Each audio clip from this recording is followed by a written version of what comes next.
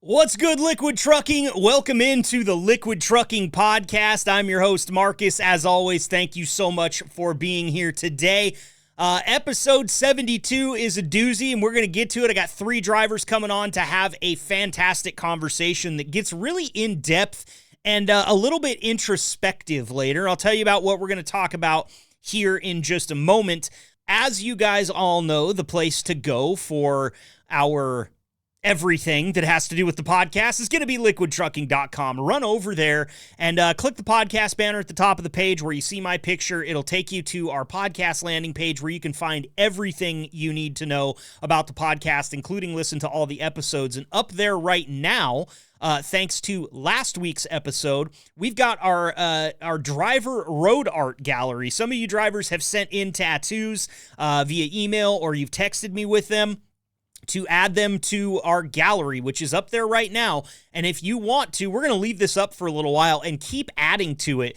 In fact, if it gets packed up enough with pictures of you drivers' tattoos, I will go ahead and see if there's a thing that we can do where we can leave it up there permanently and always kind of be adding to it, because I think it's really cool. And again, when we're talking about ink, I mean, my wife's a tattoo artist. You're not going to catch me out here standing in the way of this type of stuff. I think it's awesome. I want more tattoos in there. So send them over to me, podcast@liquidtrucking.com. Or if you've got my cell phone number, feel free to text them over, shoot me a call, whatever you need to do, because I want to get as much road art in that folder as possible. And hey, I'm willing to take a picture of my tattoos as well. I've got 4 of them done and a fifth one in the works. So as soon as we get that fifth one finished up, I'm going to get a picture of all of them for you guys and add them in there, because I love it, man. I want to be part of the party. Don't forget to run over there to the website, liquidtrucking.com, click the banner at the top of the page, and check out the road art gallery. And actually, while I'm thinking about it, because this is something I haven't done in a long time, if ever, to be honest with you, a shameless self-promoter, okay? That's one thing that you kind of catch, as you can call it a sickness or you can call it the cure, in the business that I'm in. You've always got to be talking about what you have yourself. You got to be talking about the things that you want people to go see that are involved with what you're producing, which is cool, and I'm happy to do that. But sometimes you fail to give credit where credit is due. And today's credit, going where credit is due, is to the Liquid Trucking page itself. Just www.liquidtrucking.com. I'm always telling you guys to go to that site and immediately click my face and run away from everything that site has to offer outside of the podcast. And, we talk a lot about Liquid Trucking and why the drivers love it and how cool their job is and all the stuff that they get to do and see on the job. Well, a lot of that stuff is available. A lot of that is available in information packets. I don't really want to call them packets. Like, there's pockets of information all over that website that are independent of what we've got going on the podcast's landing page, okay? So if you're listening to this and you're just wondering what Liquid Trucking's all about, maybe you're thinking about sending in an application for any job, that liquidtrucking.com website is a fantastic place for you to go. So go check it out. Just tool around there for a little while, man. Act like you're hanging out at an old Chrysler lot kicking some tires like I used to do with my grandpa. Just run in there, poke around, see what it's all about, and maybe give it a call. It's got a great chat function there as well, where you can chat directly with employees of Liquid Trucking that can help direct you to where you need to be to get any questions that you might have answered. So there you go. Credit where credit is due on the Liquid Trucking podcast. It only took me 72 episodes to get to that little nugget of information, but I'm glad that we did, and I hope that you'll go over and give that website its flowers, because it definitely deserves it. And if you happen to click on my face while you're in there and check out the podcast landing page as well, we'd be grateful. What are we talking about today? Well, the unique side of tanking. It's pretty broad when you really think about it, because tanking, and I didn't know this when I first got in, to working with Liquid Trucking. I had already done some work with the Dry Van and Hopper company, and I had learned a lot about Dry Van and Hopper. I had no idea the nuances involved with tanking. And they, the first time I ever went there, like the Plattsmouth, the main big Plattsmouth terminal wasn't even built yet. The structure was up. I think we got to walk around the inside. Some of the floors were done, but it was still bare bones. There was nothing inside of it. I don't even think there was furniture. Some of it hadn't quite been finished on the inside yet, if I remember. So that's back when I first got to Liquid Trucking, and I remember sitting in the office with Jason and sitting in there with Josh and talking to Gabe and, some of the guys from the shop. I mean, talking to Dave. It was the one thing that we kind of heard from them was like, this is a lot different than what you're probably used to as far as just talking to drivers. And, you take people at their word. Like, you guys work with this every day. I totally expected it to be different. I did not expect it to be as different as what it was. I mean, the very first thing that Bo Hankey told me was like, well, you got to think about all the different knowledge bases you have to have.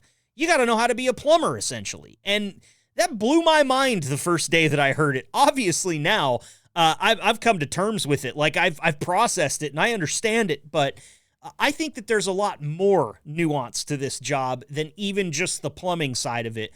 And I've got 3 drivers that are going to join me here in just a couple of minutes. And we're going to talk about some of those unique aspects. The smells. Like I have kind of a good snifter, okay? I don't know why. I don't know if it's genetic. Like, I've never asked my parents, like, hey, do you guys sniff good? It's not something that's run across my mind, but I have a tendency to smell things. Like, when we're out hunting elk, I will almost always smell them before I ever see tracks, before I ever see one of them hanging out in the bush. I just smell them. They smell like a dirty horse, but a little bit funkier, a little bit more of that gamey, a little bit more of that venison sting, if you know what I'm talking about. And it's constant for me. And so I think I kind of have a little bit of a sensitive nose. I don't know if I could do what you guys do. Okay, I'll give you an example of when I worked in a place that really tested my sensitive nose and whether or not I could just sit there and smell things all day long. You guys know this. I've mentioned it before. I live in the state of Oregon. I used to manage a very legal, very busy cannabis dispensary. We would take in anywhere from 100 to 500 pounds of fresh flower.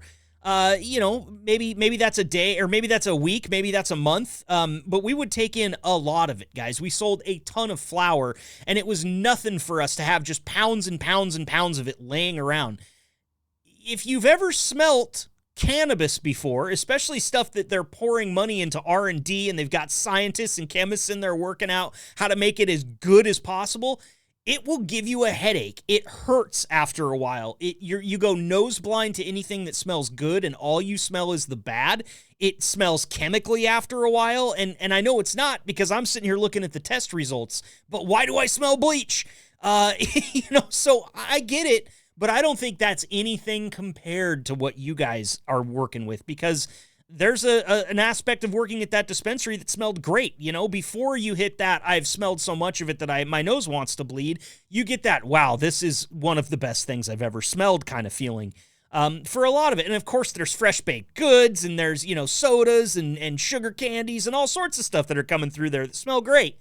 But I know because it's been brought up to me in a couple of different facets that the smells you guys fight with sometimes are otherworldly, is the best way to put it. And so I'm definitely going to ask that question. Also want to know what smells you guys like.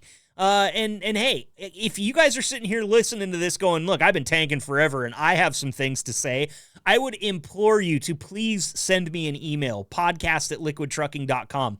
I would love to talk about all of the unique sides of tanking, even beyond this episode. In fact, I'll make you a promise right here. If you email me with something like your smells that you hate or what you think makes tanking unique to you, send them in. I'll read them on the next episode. I don't care. We will have some time. Next episode's kind of a funky one.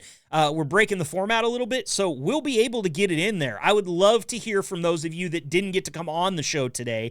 What makes tanking so unique to you? Whether you came from dry van, reefer, maybe you're hauling flatbed, I don't know. But shoot me an email. Let's talk about it. Podcast@liquidtrucking.com. That's about enough of an intro for you guys today. Time for me to get to Liquid drivers. Matt Kleich, Mikal Duncan, and Quincy Rich. They're all standing by. Let's welcome them in. Welcome to the gold standard of podcasts for the gold standard of drivers. This is the Liquid Trucking Podcast with your host, Marcus Bridges.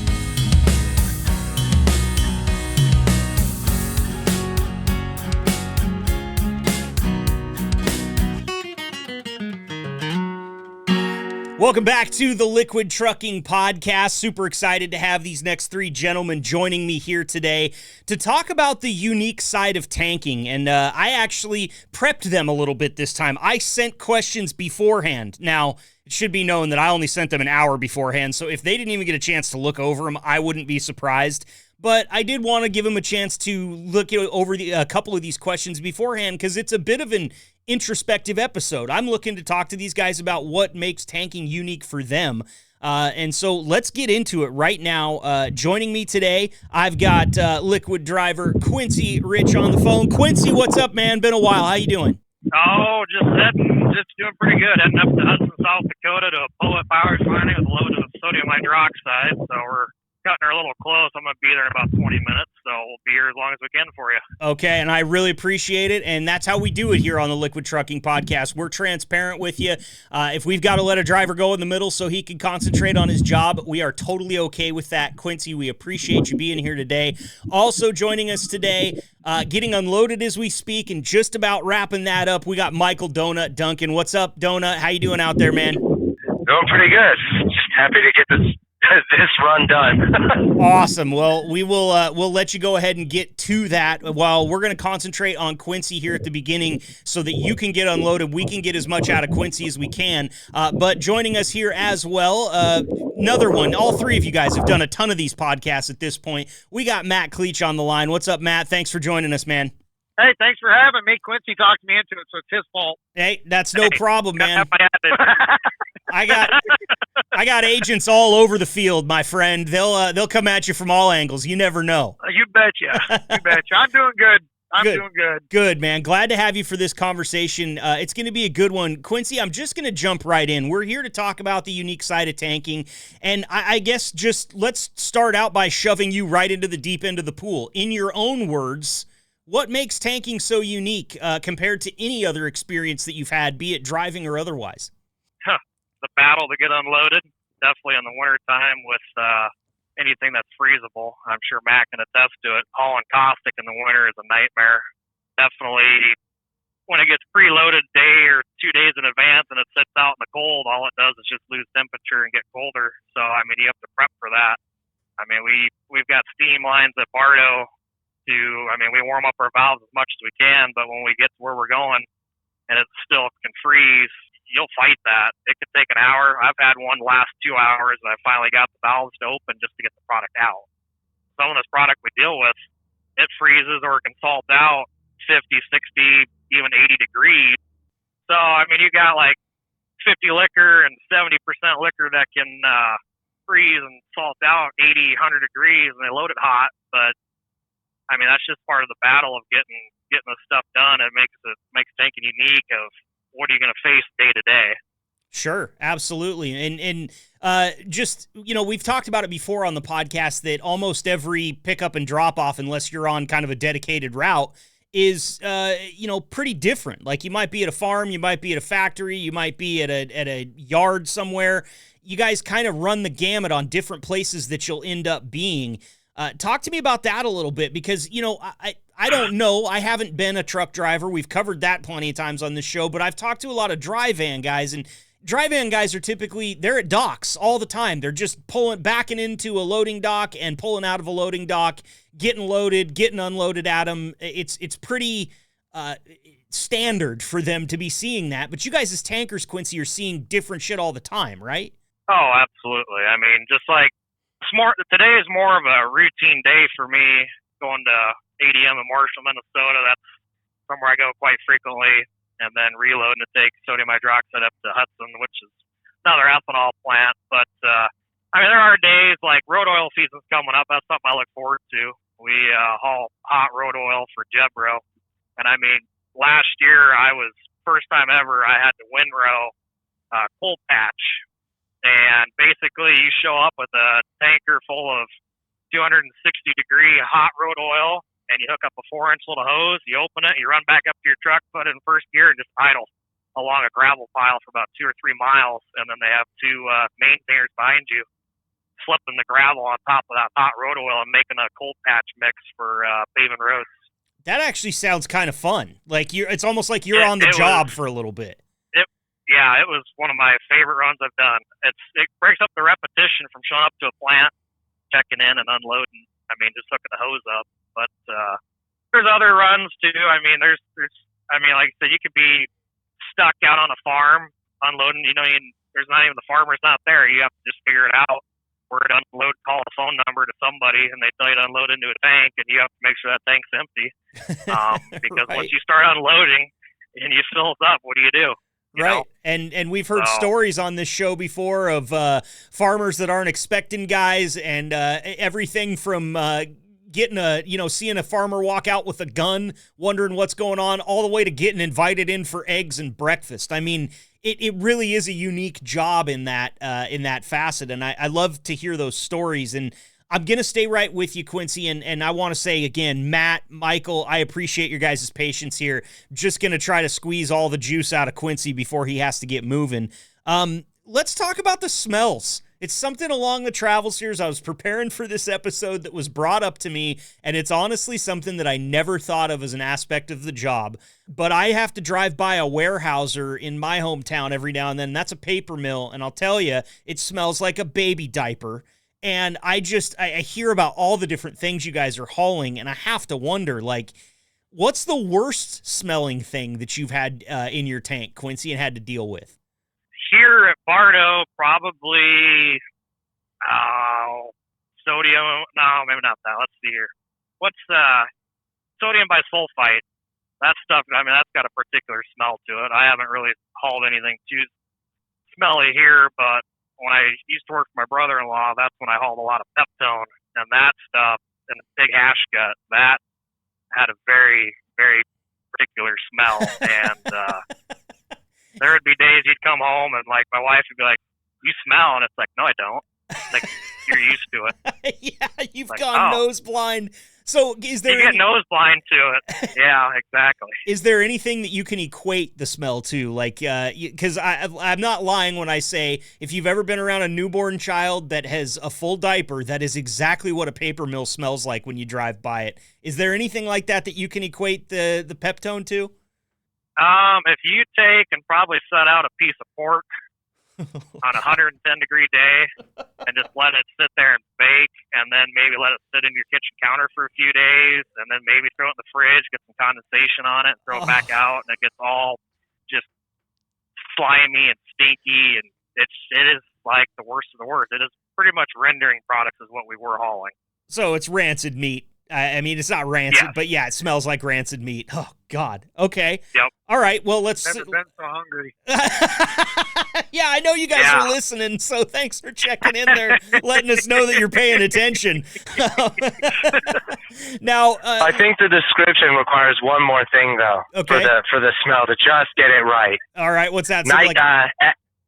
Add the end of the night nightclub bathroom smell to it, and you got it. Oh, yeah, there you go. That's bad, man. That's bad. There's all sorts of substances. Or have that plastic Porta-John sitting out in the 110-degree sun that I've been cleaning 2-3 weeks. There you go. There you go. I was thinking one of you guys were going to say just sprinkle some blue cheese on it, but it's all the same, right? It's all kind of that porta potty smell. I know what you guys are talking about, and it's making me sweaty a little bit. So how about the flip side of the coin, Quincy? Anything that you've hauled that you just couldn't get enough of the smell of? Because listen, we're guys. Like, we're familiar with the concept of courtesy smells. Like, if your buddy smells it and it smells bad, you got to smell it just to prove it to him. But if it smells good, you want to share that around. Like, anything like that in your travels as a tanker? Oh, we were just talking about this a week or two ago, Matt, on the hotline, because Johnny SD said I was crazy when I said it, but I love the smell of road oil. That hot oil mix that I haul for Jebro, I can't get enough. I would sit there. If it wasn't weird, I'd probably sniff it, just like nothing. I don't know what it is about Jebro season. Corey, every time it's Jebro season, I always ask him, "Hey, Jebro tomorrow?" And he's just like, "Man, like you're the only guy here that just wants to pull that stuff." It's like, I love it. I don't know why. I just do. Hey, sitting there, like even during real construction season, if they're paving in front of me, I'm held up. I don't get mad because I enjoy the smell. okay, all right. Well, see, that's that. There you go. The unique side of tanking. You're never going to get that out of a dry van. Okay, you can haul around all the Nabisco crackers you want to, and I'm sure that smells good. But there's other certain things. Like for me, I hear you guys talk about alcohol. And I love the smell of just like rubbing alcohol or like isopropyl alcohol or anything like that. Like it was weird for me because growing up, I used to have to get 2 allergy shots a week, one in each arm because I was allergic to everything under the sun but food. And I hated going in to get the shots because I hated the shots. But the one thing that I loved is I knew she was going to swab my arm with like a cotton swab with alcohol on it. And that was the one thing that like each time I would go into the doctor's office, even though I didn't like watching the needle go in, I would turn my head so that I could smell the alcohol and then turn my head away. And still to this day, I mean, that's been 30 plus years ago, and you put an alcohol swab on my nose, I'm like Bugs Bunny smelling a pie on a windowsill, man. It's really weird, but I get it. You know, I totally get it. So, okay, I've only got a couple other things here that I want to touch on, and then I'm just going to let you go so that you can focus on work and show up ready to unload today, because I know you're having a good day, and I do not want to ruin that. Things are going good in your day. You might even be off early. Talk to me about the unexpected. You got into tanking at some point in time from whatever other career you came from, whether it was driving or something else, and you had a frame of mind of what tanking was going to be. Talk to me about your expectations and what you thought it was going to be, and then unexpected things that happened after you'd been doing the job that you weren't even thinking about. Well, so when I first started trucking, I was hauling a hopper for about 3 months, and then I got thrown into tanking pretty fast or pretty early in my career. I hauled a lot of fertilizer just local around the area for a good couple of years, and I mean, it was pretty much just routine of you show up to a co-op, you unload, you go back, get another one, just as many as you can grind out. I mean, if you could run 24/7, run 2 logbooks, you would.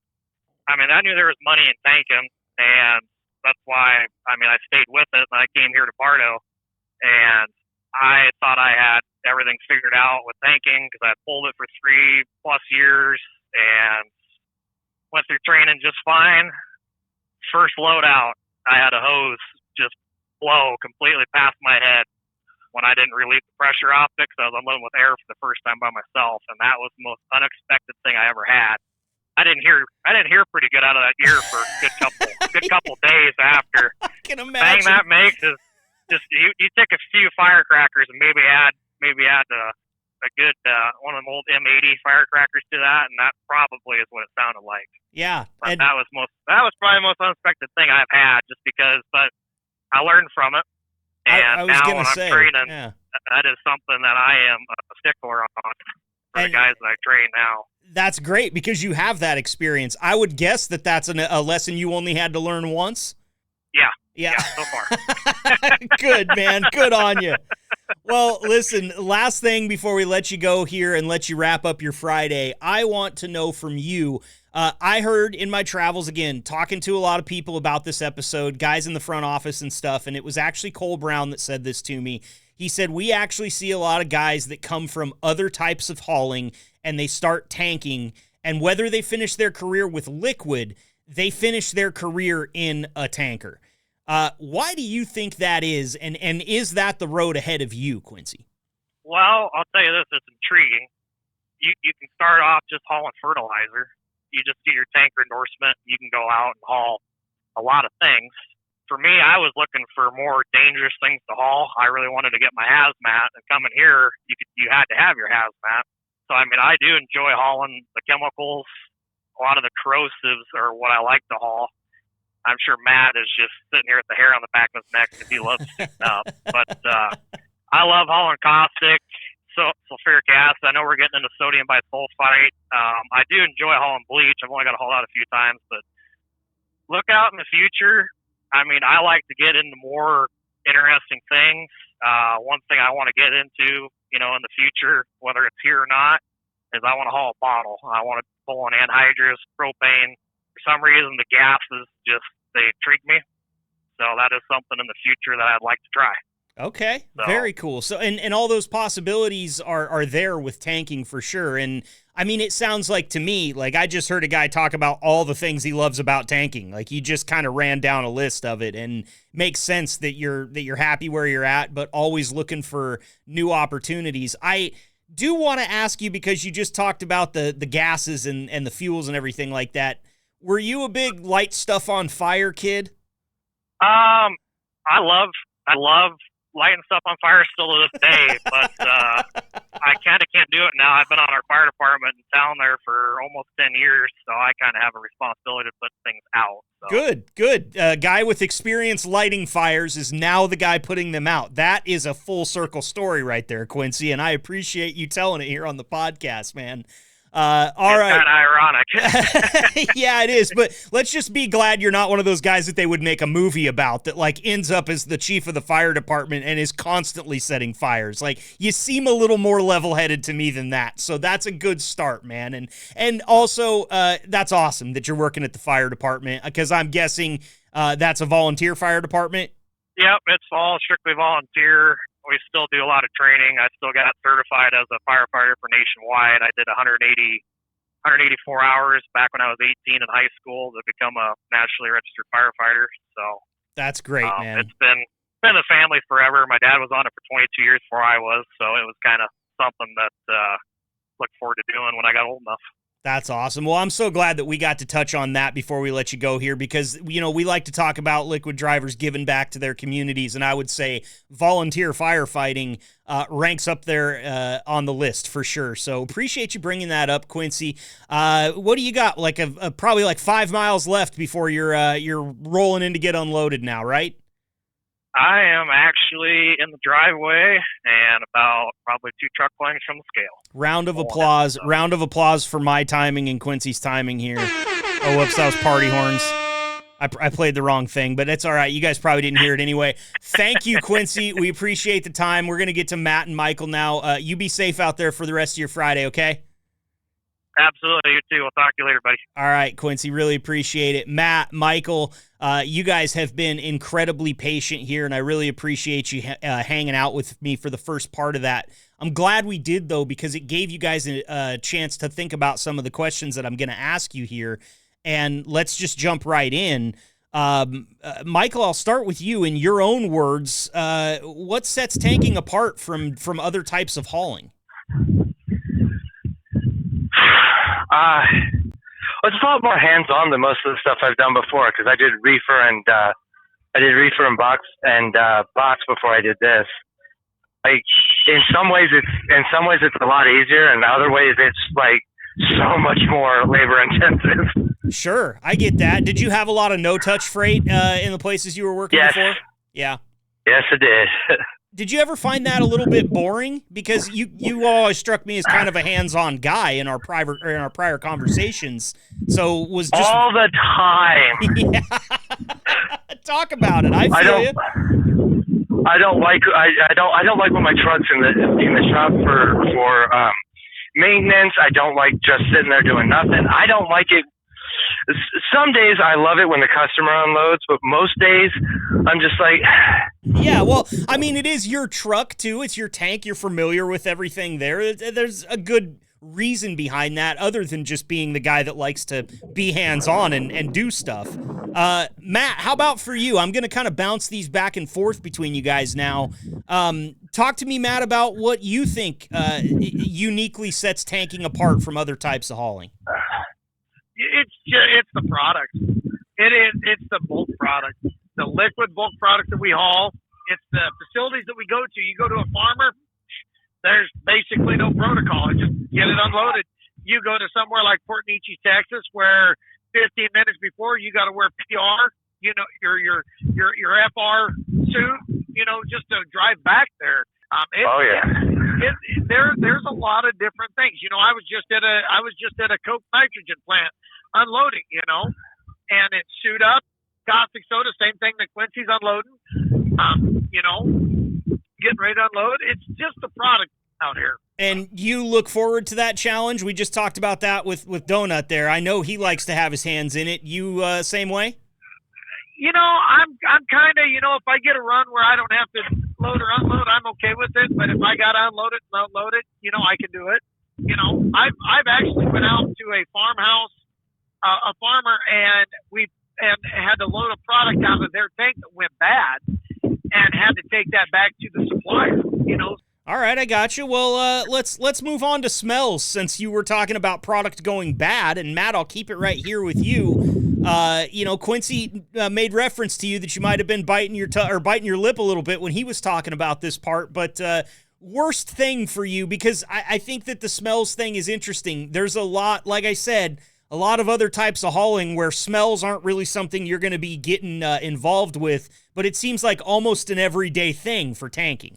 Bath water. I thought you said bath water, and I was like, who is filling up a truck with dirty bath water? But, okay, so... You'd be surprised what we haul.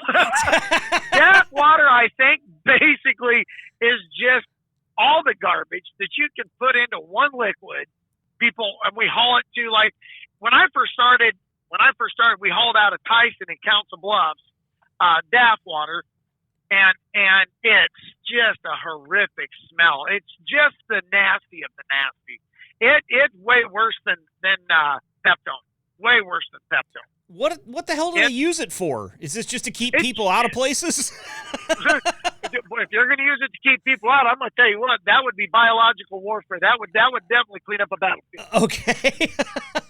So what's it for? Basically, I think it's just like it's through the processing of like wastewater. It's all the wastewater that comes together within a facility, and they just have to get rid of it. We used to take it to the wastewater treatment plant in Des Moines, which is a huge facility in itself, and you just basically pump it off into a great big underground pit, and then they go through and they treat it and they take care of it and they send it on through the system.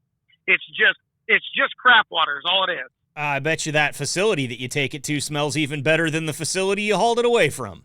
Absolutely, they do. I do a ton of wastewater treatment facilities with bleach, and realistically, they don't smell half as bad as that facility does. Oh, wow. Yeah.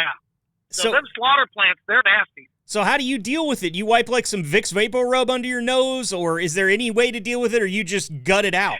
The first time I ever did it, I did it like 3 times with one of the trainers, Mark, in Omaha.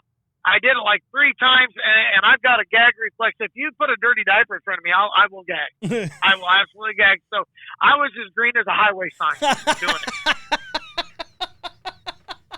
No lie. So any remedies that you've come up with, or you just gotten used to it? Just don't do it.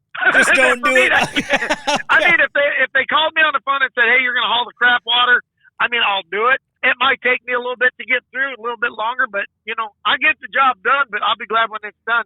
You get it. If you get it on your gloves, you have to throw your gloves away. Oh, I imagine. And you probably don't want those in around anything else that might touch anything anyway, like gross, right? Exactly. It's just a horrific, nasty smell.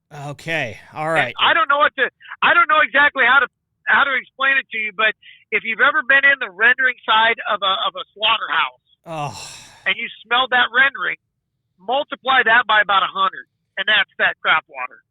I've not been in. I've driven by rendering factories before. The thing that we have out here along the freeways that might sometimes kind of approach that is the feedlots. They smell really bad, like pig and cow feedlots. They just smell, but it's just cow and pig shit. I mean, it's not human, I guess. And let me tell you, I've been to Taco Bell. Humans eat some crazy stuff. So it doesn't surprise me that this is where we're at here. I mean, you don't have to go back very far. They were eating Tide Pods, and I'm sure that didn't make it smell any better, even though logically you would think maybe. How about you, Donut? Worst smell out there while tanking. What have you got for me? The fertilizer couldn't have been great. Ammonia. That is like the worst thing in the world to me. Burns your nostrils, doesn't it? Yeah, even when I'm fully masked up and ready to go, it's just like, oh, nope, no. Anything that you can do to try to mitigate it at all, like a double mask? I mean, are you going back to COVID days where you've got like 3 or 4 masks on when you go to the mall? I haven't found anything yet. All I do is anytime I got to get near the discharge or the or the open top to look in or take a picture. I lean way back off the tank, take a huge deep breath in, and then close my mouth, close my nose, and get it done as quickly as possible. Yeah, I'm sure, man, because like ammonia by itself, even just in a little bottle for like household cleaning, is wild when you take the top off of it. I imagine popping the top on that many gallons is probably a waft that would knock you right on your ass. I mean, that stuff make your eyes roll up in the back of your head. Oh yeah, you got to be careful with it. Every time I've unloaded it, I've been at places that have like the full mask or whatever for you. Not COVID, but like almost like a rebreather kind of thing. Yeah. Right. Yeah. But that still didn't do it for me. I have a very sensitive nose. Okay. All right. So with the sensitive nose, you're in kind of a precarious position as a tanker. What about as far as good smells go? Is there anything out there that you really like that you haul? Canola oil. Oh, I didn't ever think about that. That's what I fry my French fries in. I know it's super basic, but hey, I never claim to be complicated. Well, everybody, like, it's to each their own. I mean, you had Quincy out here talking about hot road oil like it was something he might get into in the after hours. Like, you know, it's okay to like the smell. If he could find a tree with that smell on it, he'd hang it in his car. Oh yeah, those are good. I love it. What about road oil is good, but like canola oil is better. Okay, all right. So we got some love for the non-essential oils, let's call them. And how about you, Matt? I didn't ask you about your favorite smell of stuff that you haul, because yours turned me as green as a highway sign as well when you were talking about the bad one. You know, there's been so many of them. The canola oil, the corn oil. You know, my years of tanking, we used to haul a product called corn syrup out of the ethanol plants, especially out of Galva over there, and that had such a sweet smell to it. Yeah. You know, sure. Like sweet corn. You know, so that was pretty unique. You know, not very many of them. Vinegar's kind of a neat smell when you're hauling it in bulk. That's kind of different. Is that one? I feel like vinegar's one of those things that you start off liking, and by the time the load's over, you're over it. Yeah, it can be. Yeah. Yeah. Yeah. They use it as a preservative in these kill plants, you know, on the meat and stuff, but it doesn't smell too bad. Okay. It's not horrible. All right. So vinegar makes it in there, and it's interesting because, you know, we've been talking about all these bases with the oils. Now we got an acid in there, right? It's pickle juice. Yeah. There it is. There you go. Okay. That one smells good. I like that. I could haul a tank of pickles, let me tell you. And of course, they probably don't put the pickles in your guys' tank. You probably just have the juice, right? Yeah, well, they should though. Pump it out, make relish. Right. You know, Take that thing down a rough gravel road and have some of the best relish you've ever put your fork in, man. I like that idea. You betcha. Okay. Yeah, we all pickle juice that used to out of Rochelle, Illinois.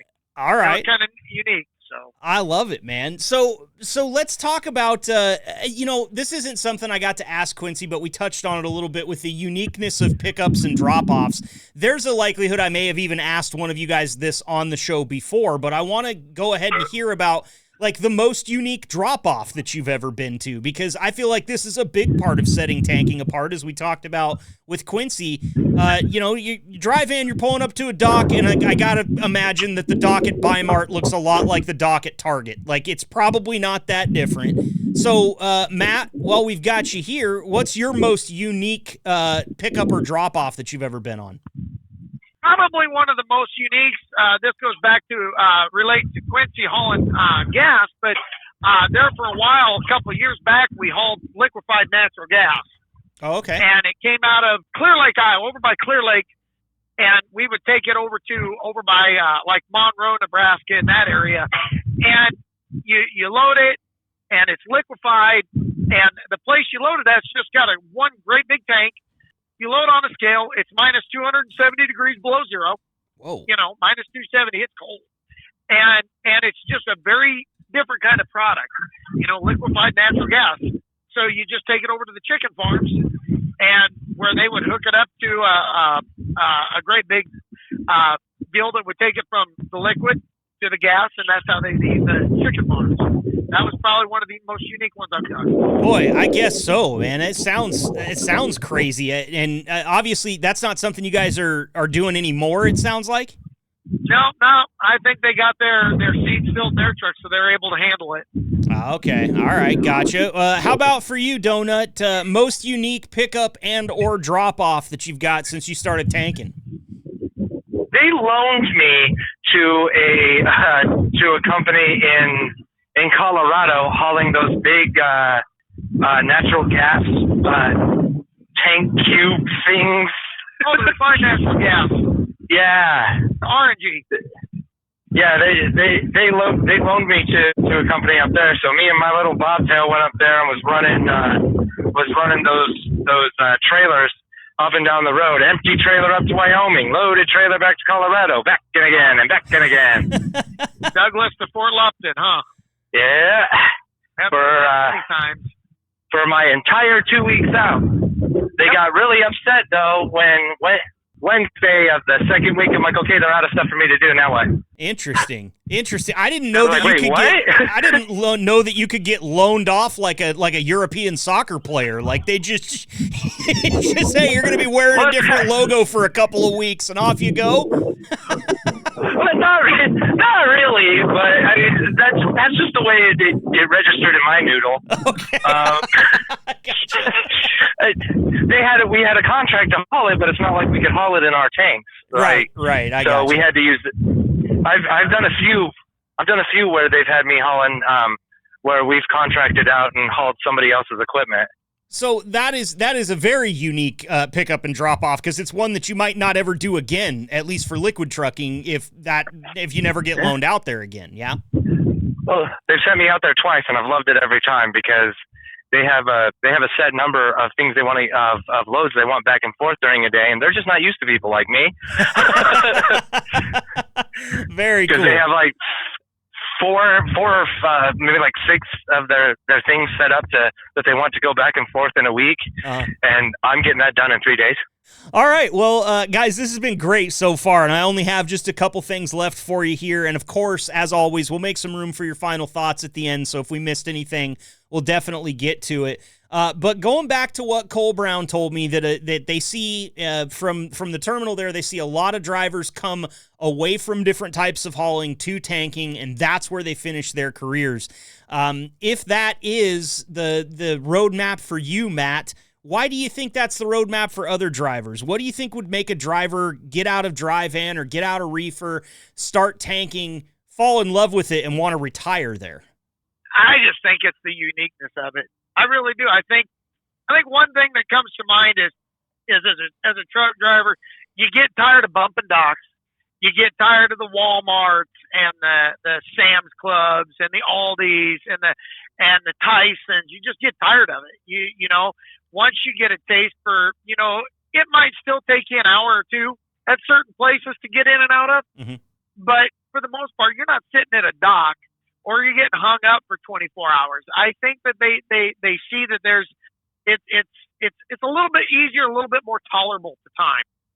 Sure. You know, so the drivers that do decide to make a break and get away from being door slammers, you know, and whatnot, cattle haulers and whatnot, they find out that there's a sense of you get a sense of pride within this, and being able to retire from it, it's nice. You know, you're not going to be bumping a dock. You don't have to worry about getting kicked by a cow. You know, there's a uniqueness to it. And if they come in and they get into it, there's an addiction to pulling a tanker. There really is. And you've got it? I've had it for years. And so do you think that this is your last type of hauling? I'll put it that way. Well, of course, you know, I've got my business on the side, right. and I'm always looking for my way out. But I'm pretty sure I'm going to give OFC a good 10 years. You know, I'm working on my 8th one now. I'll be a good 10, and I may retire from it. I may stick with it while I run my other company at the same time. I just don't know. But OFC will be where I retire from. Okay, so and I think just to zoom out there a little bit, what you're saying is it will be the last kind of trucking you do. Tanker yanking is going to be the last type of trucking that you do, and I think that's kind of what we were looking for here, and I can tell just by listening to you that you love the uniqueness of it. You love getting out there and seeing all the different places you get to go, different products you get to haul, and I feel like what you were describing with banging doors and bumping docks is a lot like what people talk about when they live in a big metropolitan city and it's the concrete jungle, and they make the same walk to the office every day. They get the same cup of coffee. They sit in the same chair. They hate everything that they do. They make that same walk home, cars honking. Like, it's no wonder you go crazy every now and then doing the same shit over and over again, and you guys don't have to deal with that. No, and with that being said, we get a little bit of an edge, and I know Donut here, he'll probably agree. We get a little bit of exercise with our job. Yeah. It does kind of get us out of the truck, and keep us active. Yeah, for sure. Well, Donut was breathing deep when we got him on the phone. Yeah, I was when you because of your voice, but all right. Well, I mean, it's a good voice, but all right. Well, Donut, let's flip that question on to you, man.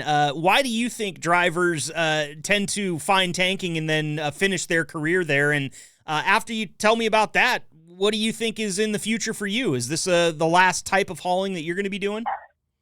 Well, just like you said, one of the things that just once you're here, you want to stay here is, I guess for some of us, for like me, it is the activity. It's getting up and climbing the ladder. It's pulling the hose. It's talking to people. Unlike with bump and docks, everybody when you pull into a shipper or receiver with that box truck, they are just so wrung out by the time you get there that they've dealt with everybody all day. Some people are super rude. Some people are really nice. But for the most part, when whether I'm picking up or delivering with the tanker, it's just like everybody's like, "Hey, hi, how you doing?" Right? Yeah. I mean, I've never heard of anybody driving a dry van getting invited in for breakfast. I'll tell you that much right now. Oh yeah, they're not serving eggs at Target. I promise. And if they are, they're shit eggs. Yeah, they came from Pizza Hut. Those old in-store Pizza Huts. Yeah, right. Yeah. So I don't know if they have those anymore. I don't either. I don't either, but they would explain, if they do still have them, it would explain part of the reason that water Matt was talking about smells so bad. You ain't wrong. Just another chip in that pot. So do you think this is the last type of hauling for you, Donut? Oh, absolutely. In doing this, before I came over here, when I was doing box trucks and everything, I was up over 260, and just in my first year of being over here, I dropped down to like 230 for a while, and now I'm at last time I scaled myself, I'm 200. Wow, congratulations. And the wind's getting a little crazy in your speaker there, so I want to restate that just in case anybody didn't hear it. He was at 265 starting out, dropped down to 230, hovered around there for a little bit, and is now down to 200 pounds. That is phenomenal, dude. I can't tell you how happy I am for you. I don't know if you can hear it or not, but I'm hooking you up with an applause button right now because you deserve it. And I've heard that. You're not the first driver out there that's told me that once they started doing tanking, that the activity helped them slim down and also helped them kind of start that journey where they wanted to continue to slim down. Well, yeah. And plus, it's a whole lot easier to put your foot up on that ladder and get some good stretching in.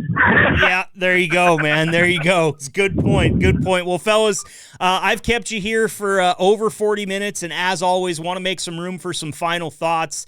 Matt, we'll start with you. Thank you, first of all, for coming in and talking to us about this here. I think it's been a fantastic conversation, a real peek behind the curtain of why all the drivers that I get to talk to on this podcast are so damn happy all the time. I mean, doing what I do, it wouldn't be out of the realm of possibility for a driver to absolutely bite my head off one time when they come on here because they've had a terrible day.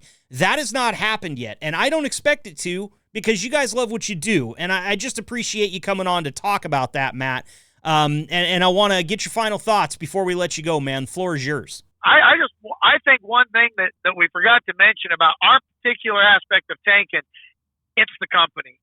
It is everybody from, like, on my side of the fence, which is Chris Baltushis, Angie, and Corey up north, plus the shop support up north. You turn around, you go down south with everybody down there from the dispatch office, and Josh, Gabe, and Roger. They're a lot of the reason I think that we stick around because they've given us, they've made it a home built company per se. Mm-hmm. and it's an open door policy. I just had a conversation with Josh the other day for about a half hour talking to him about business. I had some questions. So that's what makes this particular company unique from most other tanking companies. Yeah, well said, man. Well said. And anytime we get to shout out our friends out at Bartow there, Corey, Chris, and Angie, we want to do that because it's been a while since we've had them on. So I'm starting, just let you guys know out there, Bartow, I'm putting the bug in your ear. I'm coming for you again. We're going to get you back on here. And you're going to have to blame Matt for that, okay? Because he reminded me. Yeah. Like I said, it's a company as a whole. I've got some great coworkers, and so my final thoughts is to all the guys, I was told when I first started here by Mike Wilson, he said, if you can make it through your first year at this company, the rest of it's going to get a whole lot easier. He told the truth. Give it your all. Start out. It's not easy. It's tough to grasp everything, but in 8 years, I still haven't learned everything, but I know the basics, and if you can get through the basics, you'll do just fine. Matt Kleich, thank you so much, man. Very well said by you. Appreciate it, as always. Donut, it's your turn, man. Final thoughts. Anything we left out? Anything you want to say before we let you go? No, I just want to add on to what he was saying. Everybody up there has been great. It almost feels like a big dysfunctional family, but dysfunctional in the best way. I still keep in touch with my trainer when I started over here. In fact, I think in the last podcast I was on here for, he was on there with me. Shade. Yeah, Shade was on. Yep. Yeah, we keep in touch and talk. I can talk to my dispatcher just like I do anybody else. Like we'll handle business and BS and back to business, and it's just awesome. I love being here. It's the best company I've ever been with. I didn't do tanking before, and they were so great at getting me started doing this when I got here. That's great to hear, Michael, and that's why we're doing this episode, right? We want to shed a little light on the unique side of this job and why it is that the drivers love it so much. And, you get to hear it on this podcast every damn week. You guys call in. We have these awesome conversations. This wouldn't happen with a disgruntled batch of employees. I know it because I've worked for those companies trying to do podcasts before, and it doesn't fucking work. Excuse my French. That was English. I'm sure of it. I really appreciate you guys coming on here to talk about it. I'm glad that you love your jobs. I want to get you back to them today. Thank you. Be safe out there, Matt and Michael, and we'll get you back on here again. Okay, fellas. Thanks. Thank you.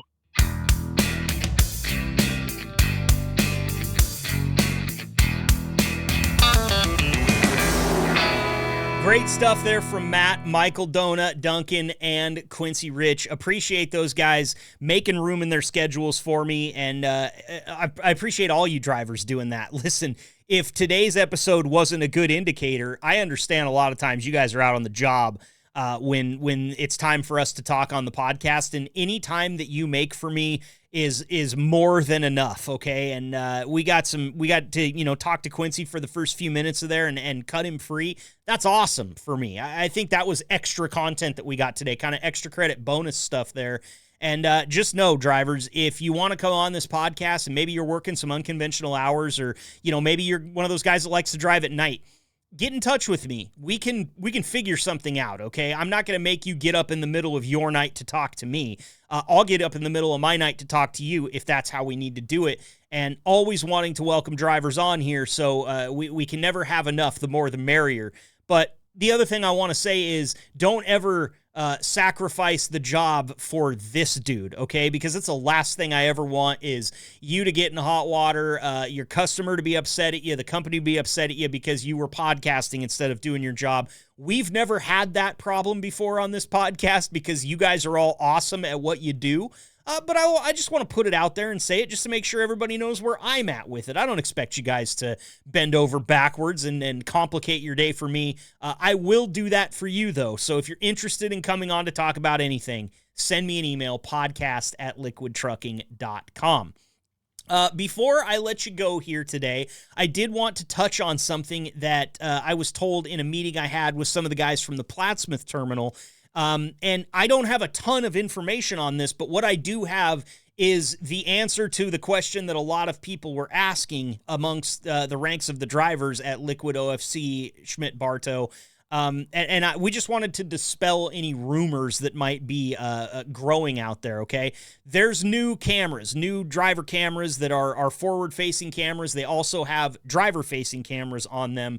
And management would like you guys to know that they have fashioned a special cap for these that will cover the driver-facing camera. Liquid Trucking is not interested in the driver-facing camera, okay? So they're fashioning the special caps. They're covering that up for you guys. And they had heard some rumblings that there were some drivers out there that thought that driver-facing cameras were coming. They just want me to go ahead and say that. They have fashioned a cap for the thing. It's going to be covered. You will get new cameras at some point in time, but it's not going to be a driver-facing one. So dispel any fears that you might have there, because I totally get it. I've picked my nose 3 times since I started talking about this. I get it, okay? But that came directly from management to me. I talked to Jason about it. This is exactly what he told me. Wanted to pass that on to you guys and make sure you got that information as soon as possible, okay? Again, anybody wants to come on the show, you're more than welcome. Podcast at liquidtrucking.com. Be sure to check out the illustrious website, liquidtrucking.com, which also features a pretty cool podcast landing page. You can get to that by clicking my face there on the front page of liquidtrucking.com. I've been Marcus. That's me, your host, but I'm out of here today. We'll see you next week. Next week's podcast is pretty cool. We got a new employee spotlight I'm really excited about because I've already got to talk to him a few times. He's a cool guy, and he's a talker just like me, so it's going to be a fun segment. We're also going to see if we can't get our buddy Dave Blotzer on the phone again. Dave, with one of the best radio voices I've ever heard. We don't get to talk to him much. He's a really busy guy, but we do have some safety stuff that we might be able to bring up next week. So stay tuned. Episode 73 of the Liquid Trucking Podcast dropping on April 23rd. You guys be safe out there. Keep the shiny side up. We'll see you next week. It's the Liquid Trucking Podcast. Thanks for tuning in and being the gold standard of drivers on the road. Be sure to like and subscribe to the channel and tune in next week for another episode of the Liquid Trucking Podcast.